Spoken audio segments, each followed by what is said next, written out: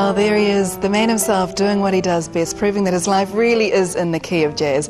It's the incredibly talented Doug Caldwell who joins me now and, of course, talking about the book and with co-author Rosa Shields. Doug and Rosa, thank you very much for joining me. Doug, Pleasure. you would just say you can't remember that, but Rosa was saying she's a bit of a show-off because it was incredible. It really was. Tell me a little bit about the collaboration, Rosa, if we start with you. How did you get to be involved in this amazing memoir of Doug's life, really? Well, this man rang me up actually.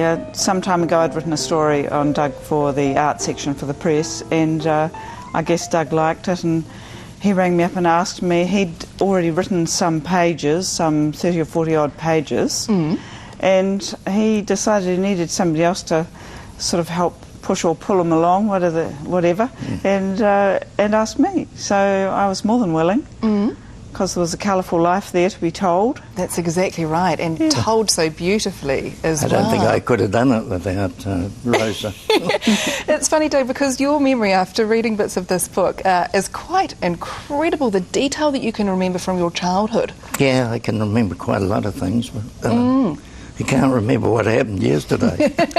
What you had for breakfast.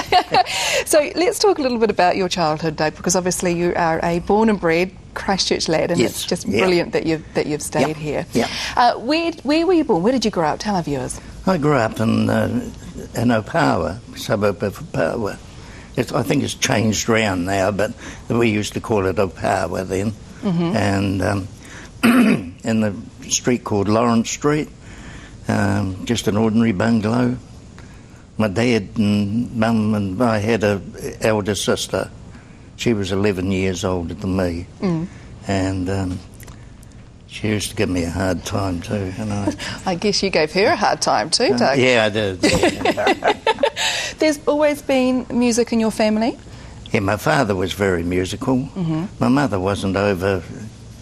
She used to sing a couple of Irish songs. She was Irish stock, but that's about it. My dad was very musical. So he pointed you in the direction of piano? Yeah, yeah, I think so. It was, you know, everybody learned an instrument in those days. This is in the 30s now.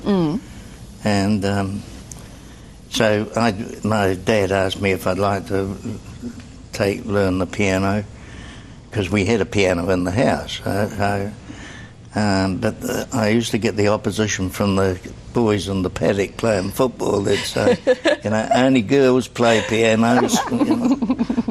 That's amazing, isn't it? Because, I mean, look how far you've come. Your life is all about music, isn't it? Yeah. That was your path. Yeah, it was, yeah.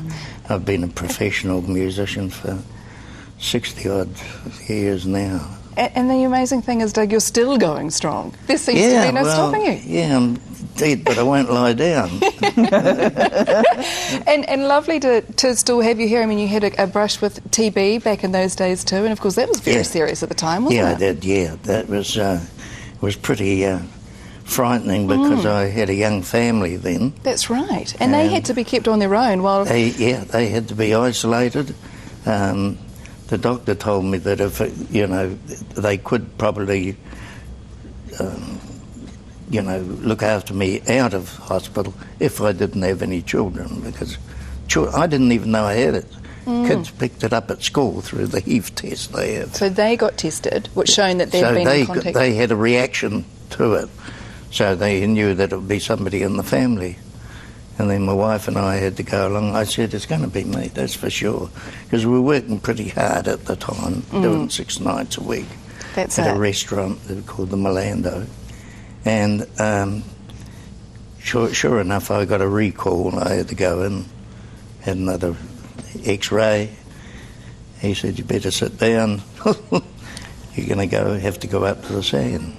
Well, that story and more, and there's so many amazing tales here that have been put together with Doug and Rosa, that this book is a brilliant read and a really incredible account of music history in Christchurch as well, thanks to you too. And I know there's many more dreams that you've yet to achieve, Doug. We can't wait to hear about them. So we're going to leave you with the amazing Doug Caldwell now, so that you can experience his beautiful music. We will see you tomorrow. Thank you so much for joining us.